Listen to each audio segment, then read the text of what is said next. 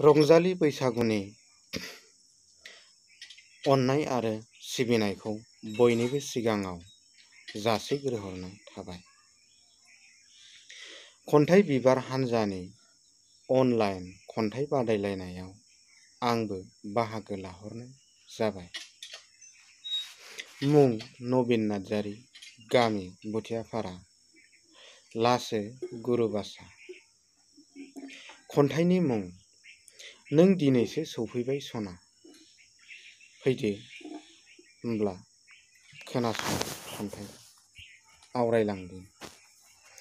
आंखौ नागारना दंहैयोमोन नों हाथा हामा बबे रायजोआव।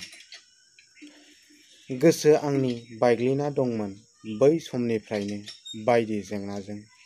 बोरो सना नोंनि नोंदा फंबाय बिनानाव मोनहा। नुदिया माथो नोंजों लोगोसे हनै फैगौ गोसो खुसियै आदा बाजै मादै मोनहा। गावनि आंगोखौ गोबाथुम लानो। ओइ सना मानि मोदै नोंनि मेगनाव गोरबो बायग्लिसिनो आंहा नोंखौ बिदि नुयोबोला। अ गैलिया होनब्ला बैसोर बिर जोहोलाव जोहोलावजोफोरा। गोसो गुदुङै जिउ बाउसोमलांबाय बिसोर सुथुरनि आखायाव आय'। फैमाल थाङाखै जोहोलावफोर नोंसोरनि आगोमा जिउआ।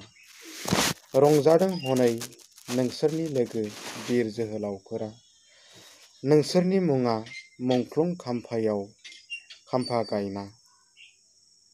मान बाउदों आलारि बाथि फोजोंना। गोथार बिबार होना। जारिमिन बिलाइयाव रोखायै लिरना दोनजाबाय अ जोहोलाव नोंसोरनि मुङा। बेसेदि खुसि बेसेदि रंजानाय बर' माहारि।